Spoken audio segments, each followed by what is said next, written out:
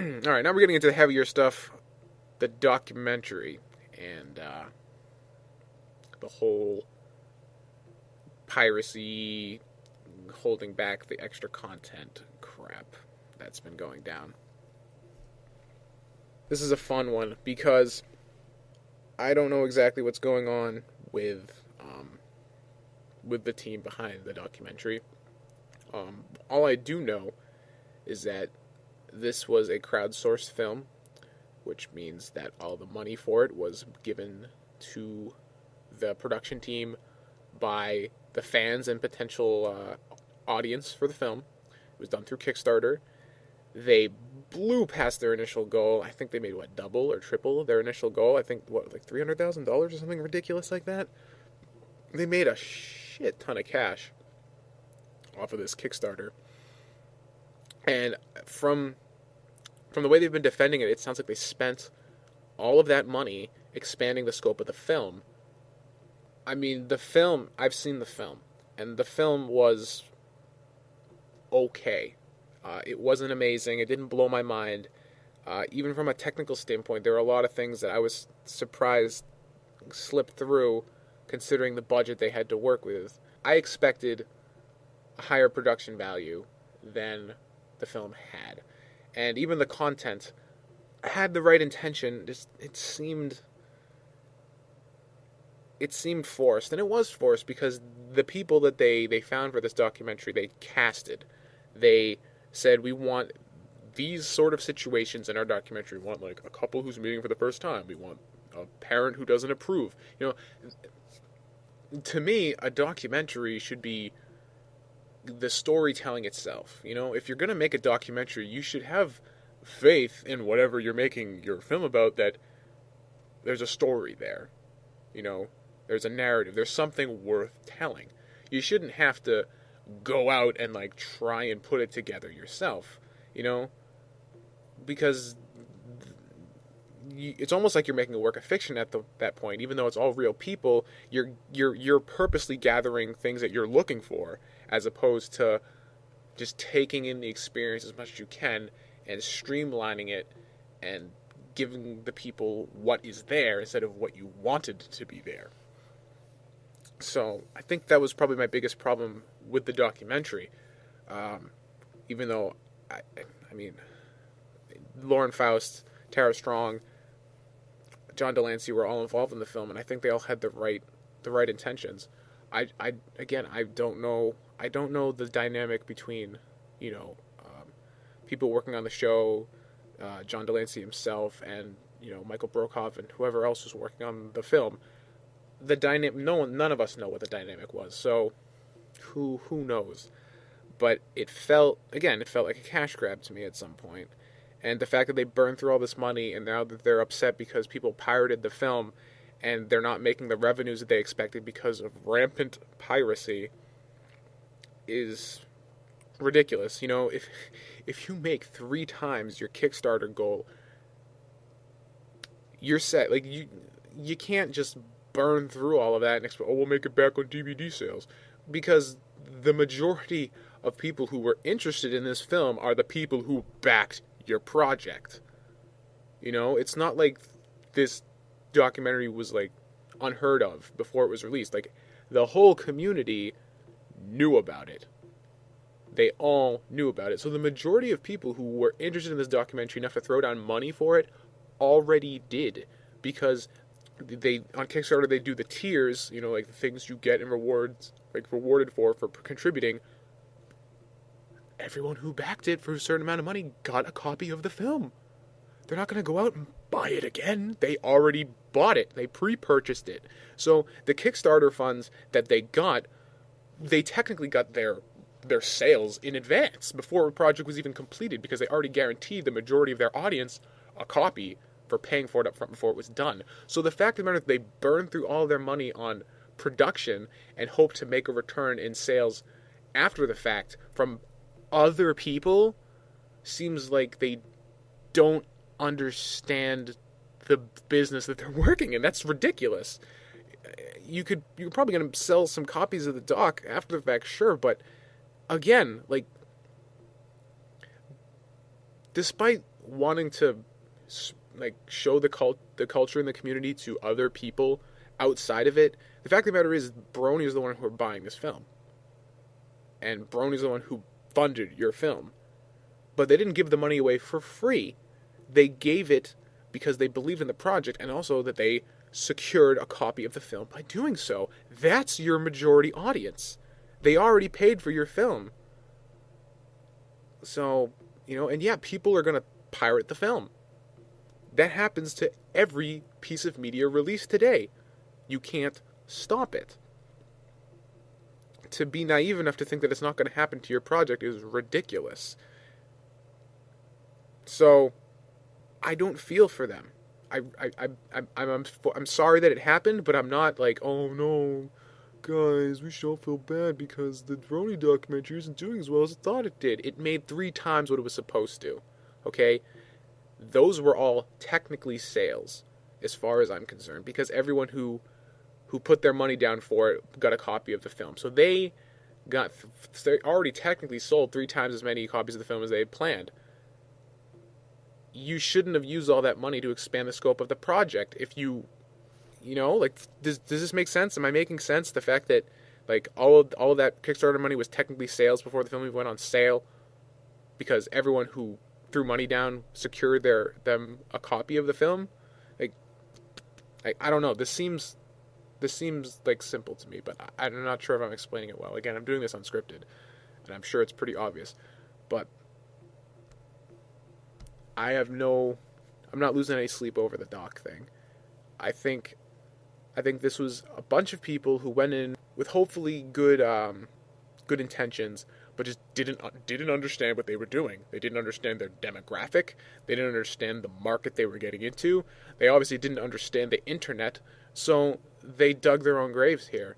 And the fact of the matter is that the product they made at the end of the day, in my opinion, based on what I saw, was okay. Wasn't amazing, it was okay. So, you can't expect me to feel guilty when it's the creators who dropped the ball here. They're the 5th most successful crowdsourced film in the history of crowdsourcing films. You can make a film for less money than that. They aimed too high. And that's ignoring the fact that people think that they embezzled the money, which I'm not even going to touch because I don't know. Again, I have no idea who these people are who worked on the film other than the celebrities. And even them, I don't know them. I just know of them. So I'm not touching that. But taking them at face value, it still sounds like their fault. Now they're butthurt about it. Because the people who torrented their films were never going to purchase it in the first place. That's the funny thing about torrenting as a whole. People always say, oh, we're losing money from people torrenting my stuff. The majority of people who torrent aren't going to buy your product anyways. There's no sales lost if the people who are doing this aren't going to buy your product anyway. They look at that like these are lost sales. They're not lost sales because they're not going to buy it. These people would never have bought the product anyway. So this isn't a lost sale. This is free advertising because if the people like it, they're going to talk about it. And then other people who might not torrent it will go and buy it. People talk about torrenting being the downfall of modern media, but explain why iTunes is doing so well with all this rampant torrenting. But I'm getting off topic. About the doc, I don't care. I don't care. They didn't understand their audience and they're paying for it. I'm sorry. And now we get to the big one. The big one that just happened. Main 6 getting the C&D from Hasbro. Which is just the latest in a series of oddly aggressive moves by Hasbro against the community. And this is the one that people really wanted to get my 2 cents on.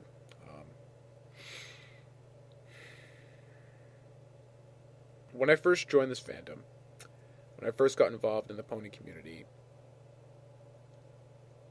I was very surprised at the interplay between the community and the people responsible for making the show. It was amazing. It was amazing to me because there aren't that many commercial projects that have this kind of talking back and forth like that. Um, Especially the point where they canonize a lot of the fan and stuff. Derby and giving nods to Lyra and Bon Bon, things like that. Like, this doesn't normally happen, and I think a lot of us bronies have been very spoiled by this fact. This is something that doesn't usually happen. Of course, on the flip side of that, I was always amazed at how ignorant Hasbro seemed to be to the community. Not capitalizing it or jumping on it at all. The merchandise that they were putting out was garbage.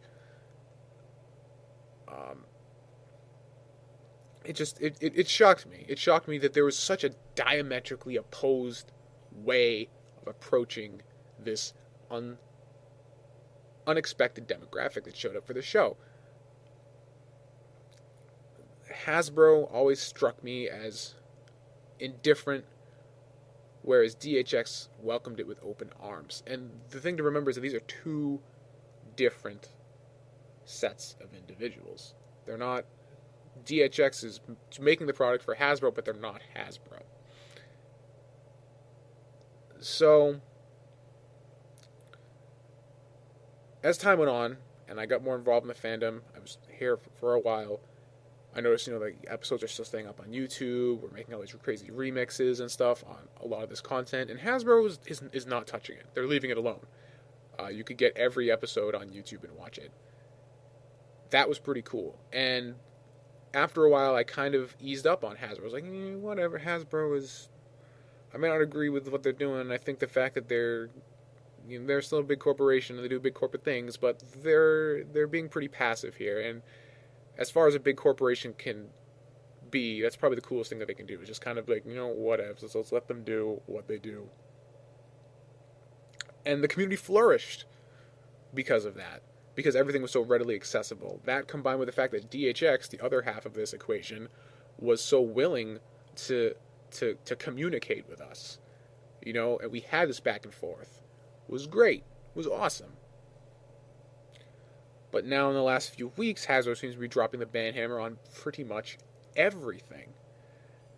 Mentally Advanced series, Friendship is Witchcraft, Shards of Equestria, MLP Online. Now Fighting is Magic is gone. Probably the biggest and most well-known project in this community. And near and dear to my heart, not only because I love fighting games, but because without Fighting is Magic, I wouldn't be here. It was a post on Joystick about Fighting is Magic that initially got me interested in the community as a whole. Without it, I would never have gotten involved in this community, at least not as early as I did, and probably not to the extent. So, what's Hasbro doing? I don't know. What harm was Fighting is Magic really doing? I know that anything is a derivative work, and a derivative work counts as a copyright violation. People cosplaying is technically a violation of copyright. Hasbro has every right to shut down whatever they want, because it's their copyright. But the fact of the matter is that this entire community sprung from their indifference to this content existing. And now that we've become kind of self-sustaining, they're coming in and getting rid of everything. I'm not sure how they're thinking about this. Are they expecting us to stick around and like pulling the carpet out from under us and taking away all the stuff that we've worked on as a community to celebrate this show and think that we're still going to stick around and like, oh, well, I guess we'll just go buy another fashion style pony instead? Like, what? That doesn't seem right. Part of me thinks that they want to kill the fandom. As ridiculous as that sounds. Maybe that's the case. I think that's pretty extreme, but it's hard to look at these things and not think that somebody in Hasbro actively is taking a stance against this community. I don't think that's the case, but it's hard to look at it and not jump to that conclusion. So what do we do? The big problem And the reason that I'm going to probably sound a bit cynical here, but hear me out for a second. The big problem with Hasbro listening to us is that we are not the entire demographic.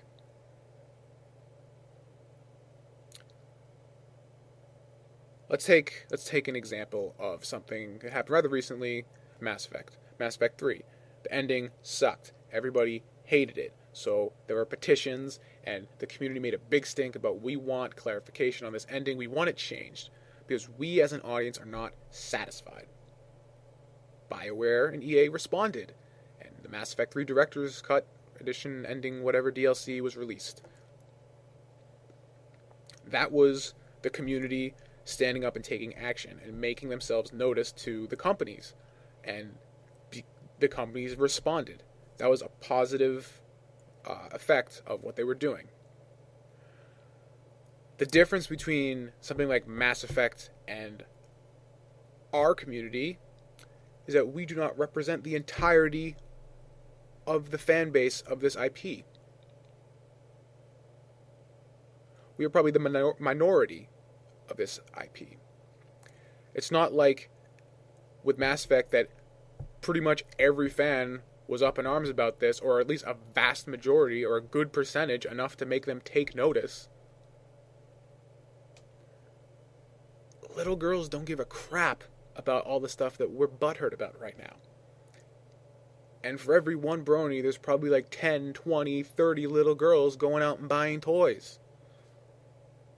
So the problem is, it doesn't matter how butthurt we are, or how upset we are, how big of a stink we make. At the end of the day, the IP is still safe. And if you're a big corporation only cares about making money, and we don't affect the bottom line enough to make them take notice, why are they going to listen to us? If we wanted to do something, I would say don't write petitions.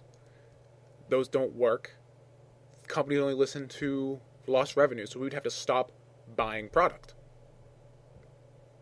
That new fan favorite thing coming out of Toys R Us, don't buy it. The next set of Enter Play cards coming out, don't buy them. Instead, sink your money into fan-made stuff. Go buy some plushies from people who make them on the internet. Buy some customs. Buy some artwork. Put that desire for product for this IP to community-made things. But again, do we have a big enough effect on the bottom line for Hasbro to give a shit? I doubt it. I doubt it.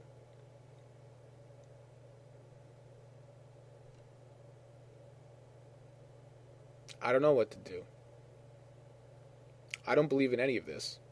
I don't think any of this is correct, because I think we live in a world now where everything is so interconnected that American copyright law is just so utterly broken and behind the times and desperately needed reform.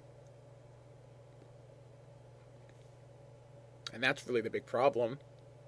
Or if we want to go even further out in scope and get more macro about it, it comes down to the fact that we still live in a monetary system. But I'm not even going to go down that path right now. This video is already looking to be 20, 25 minutes long. This bothers me because I make content too. I make a comic book. Do I see Hasbro going after comic books and fan fiction anytime soon? I doubt it. But that's kind of the hilarious thing, is that if they're on Main 6 ass, they should be on my ass too. Because there's nothing different between what me and Main 6 are doing.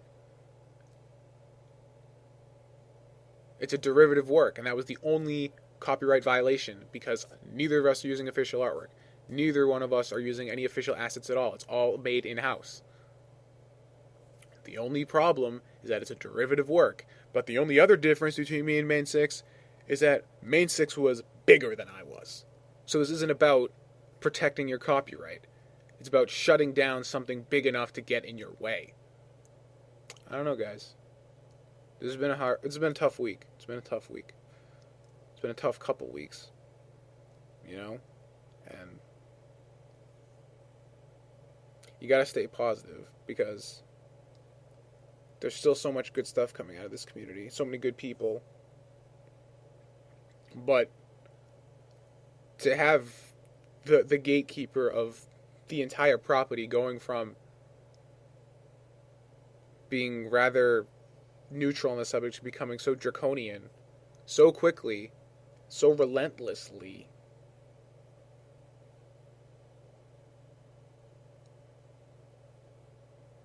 I just thought they got it. At least to some degree that they understood. Maybe they didn't understand it, but they respected it. But that's not the case. Where do we go from here? I guess the best we can do is just stay the course. You know? Creators keep creating. We keep showing our love for something that is near and dear to us. What else can you do?